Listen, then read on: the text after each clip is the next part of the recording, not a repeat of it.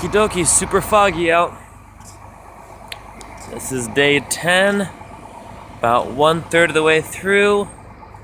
Heading to downtown Seattle. Was kind of cringing this morning thinking, oh man, downtown Seattle people aren't always the most friendliest, but here we go, about finding those friendly people. Onward march, how do you go? You know, I'm genuinely not sure what it is. About 45 seconds ago, I was standing behind the doors, just got down here. I was waiting inside the building inside the glass doors, looking outside going, oh man, I really don't want to do this. It's cold, people are going to be grumpy.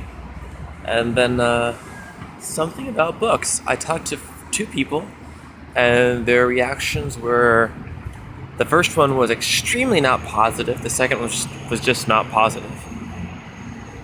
And I don't know what it is. Now I'm smiling and I love my job again because it's something about books. No matter how people treat us, just the attempt at trying to get these books out there is so blissful.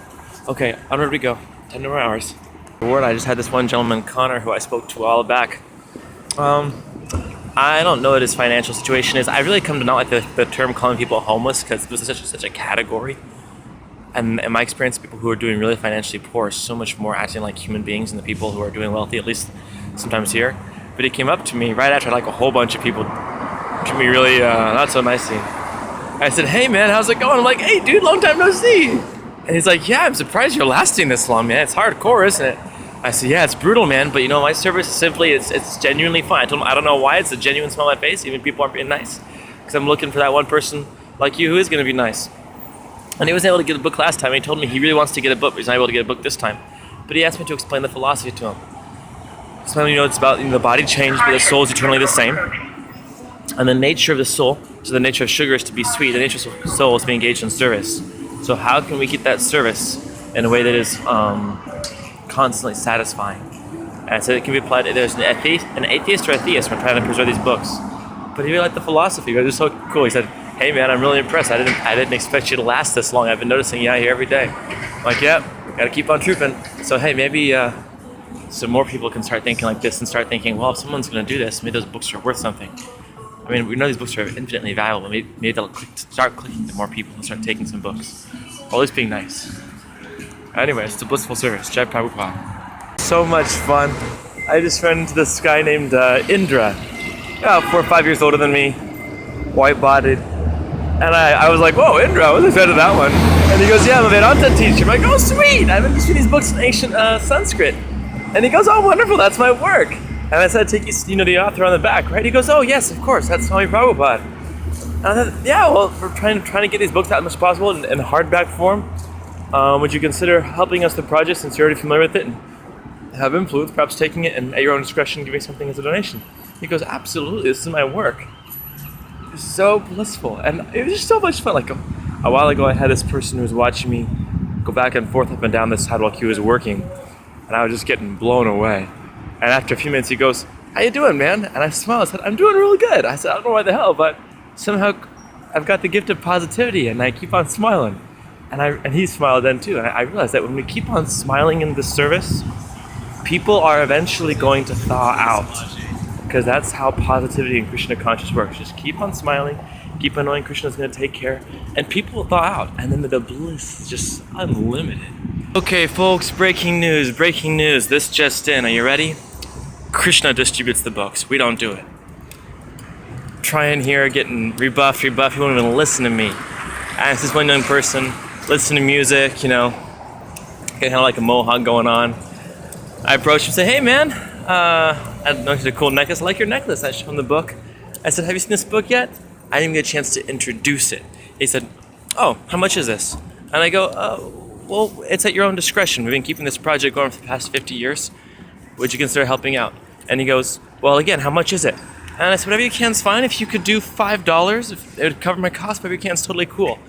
He looks at me and without breaking a bit, he goes, I can give you 20. I'm like, well, that's very nice. And he pauses right there. I didn't even have to explain the book to him. He just looked at it and said, how much is it?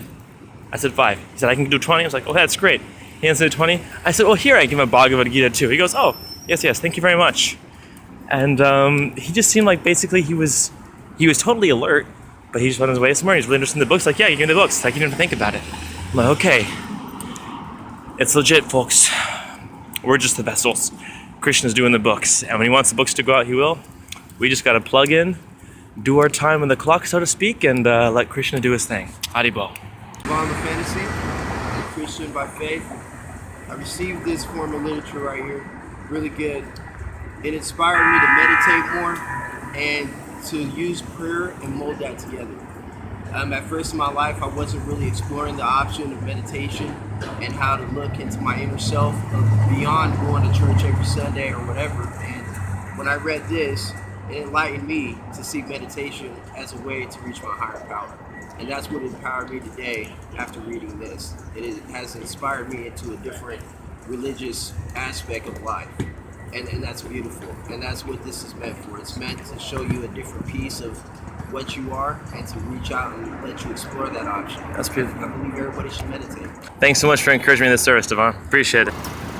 That dude just gave me so much encouragement. It was crazy. He took the book and gave a donation like a week or two ago. And I remember he gave a nice donation too, and he read the book cover to cover. I'm like, hey, let's hear about it. And he basically just, like, you know, if you read it cover to cover, like, you know, tell what your thoughts are.